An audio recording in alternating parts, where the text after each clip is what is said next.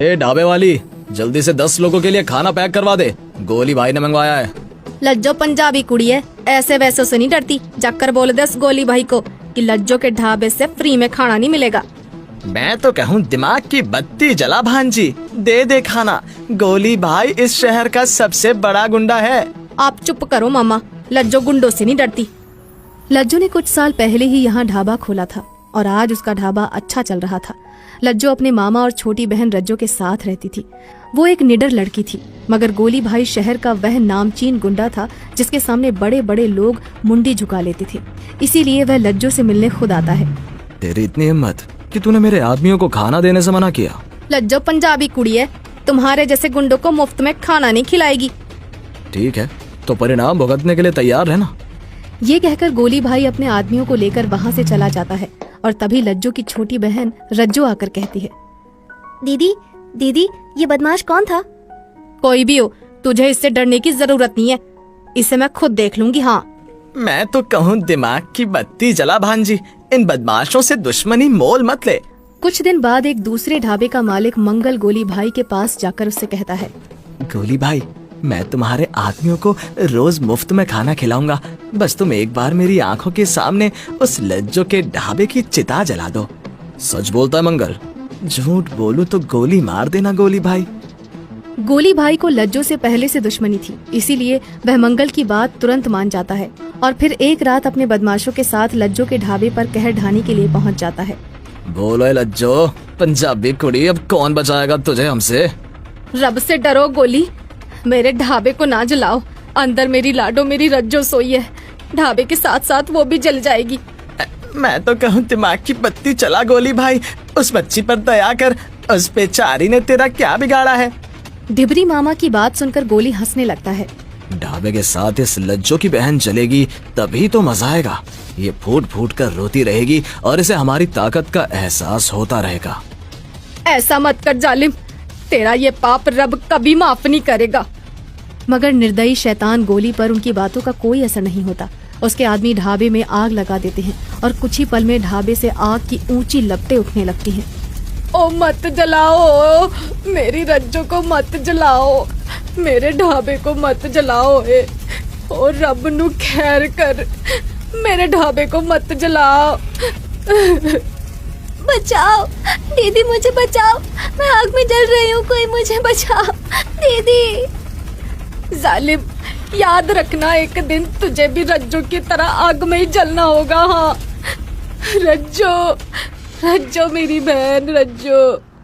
ढाबा जलकर राख हो जाता है और ढाबे के साथ साथ रज्जो भी परलोक सिधार जाती है, मगर लज्जो की आंखों में अब आंसुओं की जगह अंगार नजर आने लगते हैं।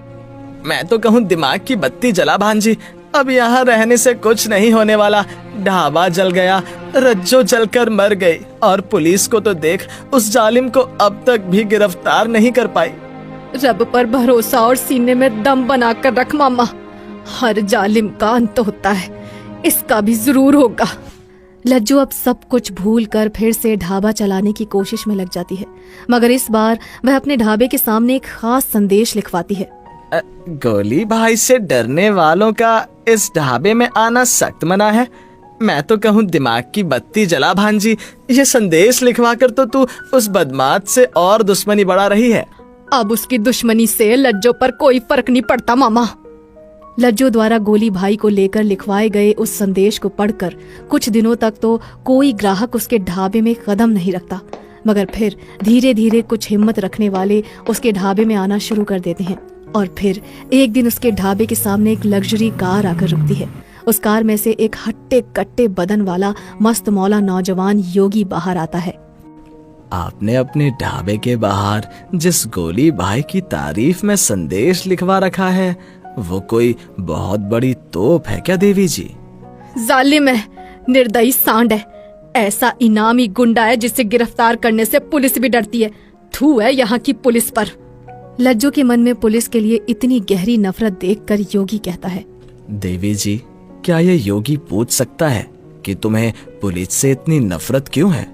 योगी की बात सुनकर लज्जो की आंखें भर आती हैं और वह रोते हुए उसे अपनी दुख भरी कहानी सुनाती है।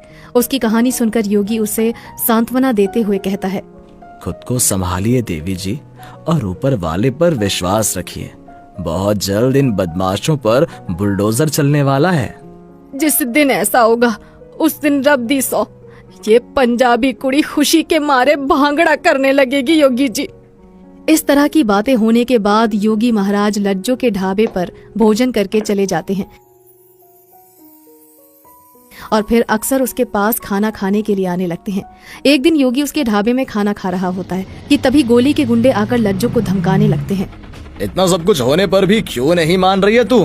गोली भाई का ऑर्डर मान, ढाबा बंद कर दे, वरना तू भी रज्जो के पास जाएगी, समझी? इससे पहले कि लज्जो कुछ बोलती उसकी नजर योगी पर पड़ जाती है और वे उसे देखते ही वहाँ से चुपचाप खिसक जाते हैं। यह देखकर लज्जो हैरान रह जाती है। आप में कुछ तो खास है योगी जी, गोली के गुंडे आपको देखते ही फौरन 9-2-11 हो गए। हाँ जरूर, हमारी हट्टी कट्टी बॉडी को देखकर डर गए होंगे।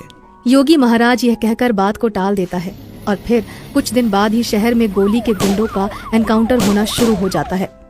मैं तो कहूँ दिमाग की बत्ती जला भांजी, और सोच जरूर कोई दमदार पुलिस अफसर आ गया है शहर में, तभी तो बदमाशों का सफाया होना शुरू हो गया है। सच मामा? बिल्कुल सच बेटा। इसके बाद तो रोज ही बदमाशों के मारे जाने की खबरें आने लगती हैं और पत्र पत्रिकाओं में उनके मारे जाने की खबरें छपने लगती हैं।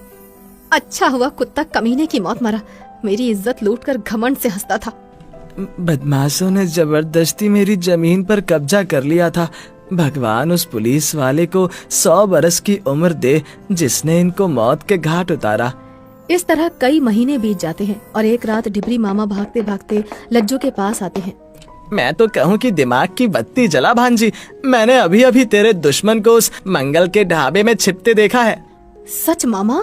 हाँ हाँ सच, उससे बदला लेने का इससे अच्छा मौका फिर नहीं मिलेगा। लगा दे आग और एक होली में 2 दुश्मन जला डाल। ये सुनते ही लज्जो के सीने में बदले की आग धधक उठती है और फिर देखते ही देखते वही आग गोली और मंगल को जलाने वाली आग में बदल जाती है। बचाओ बचाओ, कोई इस आग से बचाओ, मुझे बचाओ। मर गया शैतान, अब मेरी रज्जो की आत्मा को शांति जरूर मिल जाएगी। तभी वहाँ पुलिस आ पहुँचती है और लज्जो पुलिस अफसर को देखकर भौचक्की रह जाती है। योगी जी, आप पुलिस अफसर? जी देवी जी, मैं एनकाउंटर स्पेशलिस्ट योगी रुपेश कुमार हूँ। मैं गोली गैंग का सफाया करने के लिए शहर में आया था।